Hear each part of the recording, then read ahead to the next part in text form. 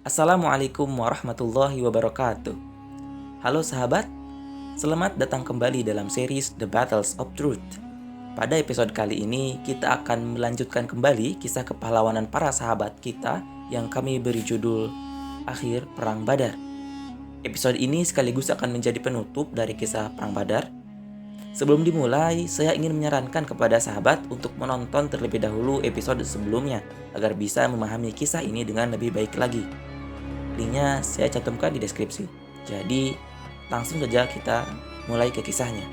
Bismillahirrahmanirrahim. Perang Badar yang terjadi pada bulan Ramadan tahun 2 Hijriah atau 624 Masehi berlangsung semakin sengit. Karena perbedaan jumlah yang jauh, pada akhirnya pasukan muslim mulai kewalahan dan terdesak. Prajurit-prajurit muslim sudah mulai kehabisan tenaga, dan beberapa korban jiwa pun mulai berjatuhan. Jika situasi ini terus berlanjut, maka bisa dipastikan pasukan muslim akan habis dibantai. Di tengah situasi yang menegangkan ini, Rasulullah dampingi Abu Bakar kembali ke tenda muslim. Di sana, Rasulullah tak henti-henti berdoa meminta pertolongan dari Allah Subhanahu wa taala. Abu Bakar juga ada di sana. Saking seriusnya Rasulullah berdoa, tiba-tiba saja sekejap Rasulullah seperti kehilangan kesadaran. Matanya tertutup, sampai sorban yang ada di pundaknya pun jatuh ke tanah. Melihat itu, Abu Bakar spontan mengambil sorban tersebut dan mengalungkannya kembali ke pundak Rasul. Lalu, tiba-tiba mata Rasulullah terbuka kembali sambil tersenyum. Rasulullah pun berkata, "Wahai Abu Bakar, berbahagialah. Jibril dengan kuda perangnya sedang membawa ribuan pasukan malaikat." Ternyata saat tadi baginda Rasul memejamkan mata, beliau mendapatkan wahyu. Quran surat Al-Anfal ayat 9 turun yang berbunyi, "A'udzubillahi minasyaitonirrajim.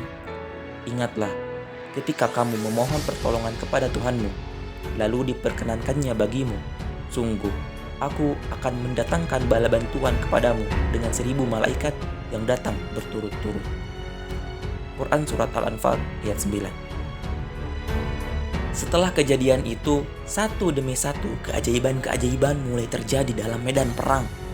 Dalam hadis Muslim nomor 3309, dikisahkan bahwa ada seorang prajurit muslim yang mengejar prajurit musyrikin.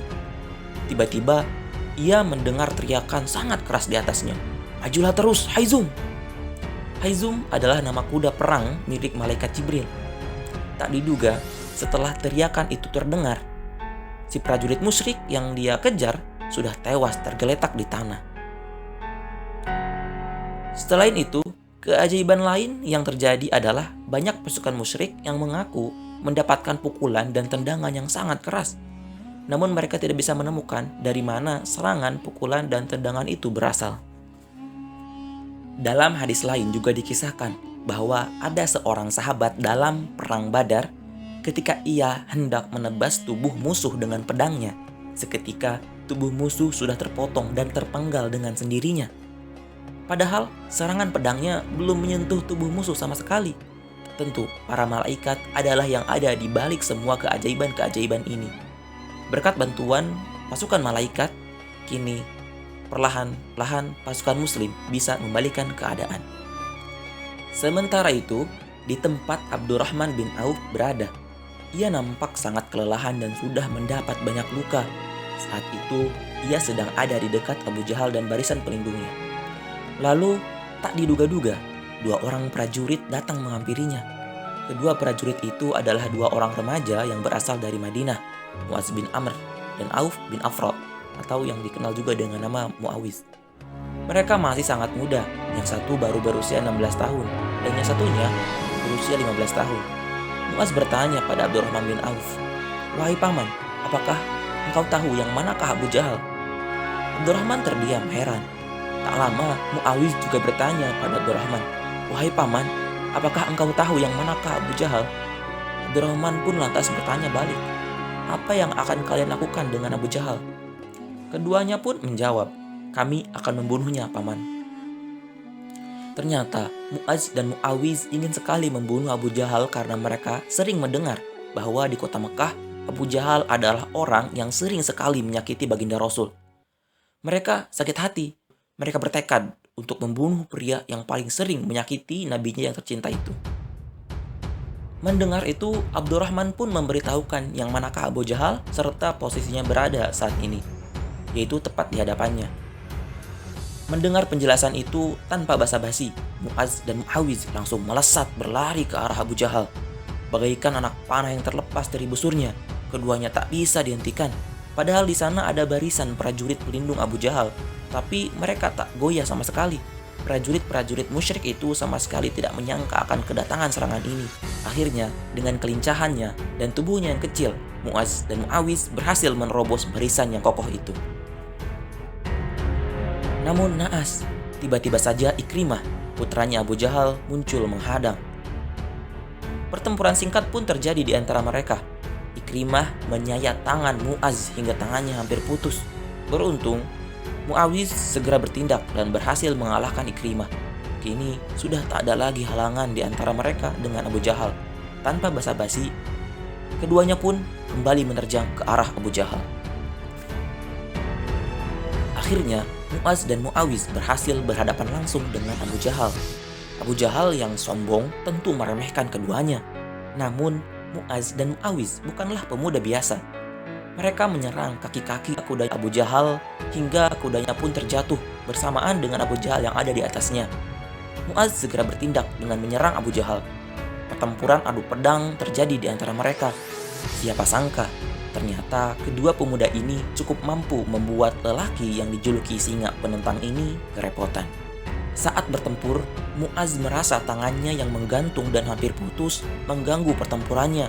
Tanpa pikir panjang, Mu'adz pun seketika menginjak tangannya yang hanya menempel sedikit itu dengan kakinya. Lalu ia tarik sekuat tenaga hingga tangannya pun benar-benar putus dari tempatnya. Tak terbayang betapa sakitnya. Tapi itu tak mengganggu Mu'adz sama sekali. Satu-satunya yang ada di pikiran Mu'adz saat ini adalah membunuh Abu Jahal dan mengakhiri perang ini. Dengan satu tangan, ia pun kembali menyerang Abu Jahal bersama Mu'awiz. Namun, akibat pertempuran itu, Mu'awiz harus gugur di tangan Abu Jahal. Karenanya, Abu Jahal lengah. Akhirnya, dengan menggunakan seluruh tenaga yang tersisa, Mu'adz berhasil memanfaatkan kesempatan dan menggorok leher Abu Jahal. Abu Jahal pun tumbang dan terbaring di tanah. Siapa sangka, walaupun sudah tergorok dan tak mampu bergerak, ternyata Abu Jahal masih hidup. Sayang, Mu'adz juga sudah kehabisan tenaga dan tak bisa bangkit untuk menghabisi Abu Jahal. Di saat yang menegangkan ini, tiba-tiba seorang prajurit muslim datang. Abu Jahal yang melihat ini sontak kecewa. Sambil sekarat, ia berteriak, "Hei prajurit muslim, jika engkau ingin membunuhku, berjanjilah kepadaku. Sampaikan pada Muhammad, aku akan menjadi musuhnya hidup dan mati." Na'udzubillah, walaupun hampir mati, kesombongan sama sekali tak meninggalkan Abu Jahal. Ternyata, prajurit muslim itu adalah Ibnu Mas'ud, sahabat Rasul yang dulu bekerja pada Abu Jahal sebagai penggembala dombanya. Ibnu Mas'ud yang kecil dan kurus lalu duduk di atas tubuh Abu Jahal yang sangat besar itu. Abu Jahal kini bisa melihat wajah Ibnu Mas'ud dengan jelas. Ia marah. Ia berkata, "Hei kau penggembala domba, tidak pantas kau duduk di tempat yang mulia ini." Abu Jahal tak terima Ibnu Mas'ud duduk di atas tubuhnya. Ibnu Mas'ud hanya tersenyum sambil menjawab, "Sungguh, sejak dahulu aku rindu memenggal kepalamu." Akhirnya, tanpa basa-basi lagi, Ibnu Mas'ud pun memenggal kepala Abu Jahal hingga terputus. Kematian Abu Jahal ini membuat seluruh pasukan musyrikin terguncang. Mereka ketakutan. Sudah tak ada lagi motivasi mereka untuk terus bertempur. Akhirnya, seluruh pasukan musyrikin lari tunggang langgang, kabur, meninggalkan lembah Badar. Dan dengan kaburnya pasukan musyrikin, akhirnya kemenangan pun jatuh ke tangan pasukan muslim.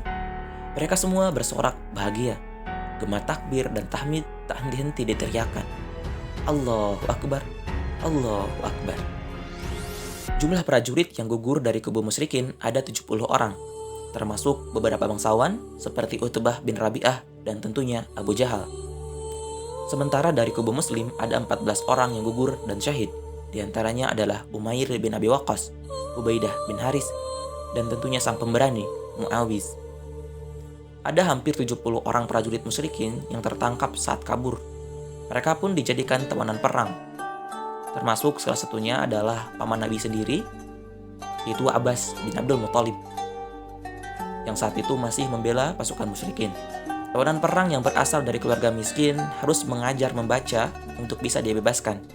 Sedangkan tawanan yang berasal dari keluarga kaya harus membayar denda untuk bisa dibebaskan.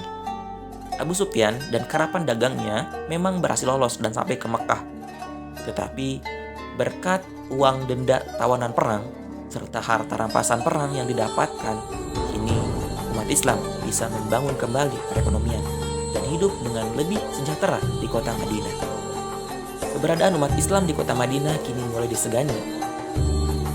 Hari itu pun menjadi hari bersejarah dan dikenal sebagai hari pemisah antara kebenaran dan kebatilan.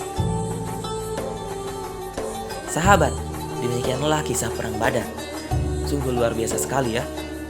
Membayangkan kejadian sedahsyat itu benar-benar terjadi di dunia nyata membuat hati ini merinding gitu. Apalagi mendengar kisah dan aksinya Muaz dan Muawiz di perang Badar. Wah, tak terbayang. Mereka itu baru pemuda 16 tahun dan 15 tahun. Tapi sudah tak ragu sama sekali untuk mengorbankan anggota badan, bahkan nyawanya sendiri untuk Islam. Dibandingkan dengan kita dan pemuda zaman sekarang, waduh, miris ya. Hikmah yang bisa kita ambil dari kisah perang Badar ini adalah bahwasanya kita tidak boleh putus harapan dari Allah Subhanahu wa taala, karena bagi Allah tidak ada yang mustahil. Mungkin sesuatu memang terlihat mustahil di depan mata kita, tapi selama kita terus berikhtiar dan terus berdoa, maka selama itu pula kemungkinan keberhasilan akan selalu ada. Sebelum mengakhiri video ini, lagi-lagi saya ingin menyampaikan bahwa tujuan dibuatnya konten ini adalah untuk menyampaikan kisah-kisah kepahlawanan dan perjuangan Islam pada masa lalu kepada generasi muda. Apabila teman-teman merasa konten ini bermanfaat, ya maka jangan ragu untuk menyebarkannya ke teman-temannya atau kerabatnya. Semoga dengan adanya video ini bisa menambahkan kecintaan kita kepada sahabat Rasul, kepada Rasul juga kepada Islam. Demikian. Assalamualaikum warahmatullahi wabarakatuh.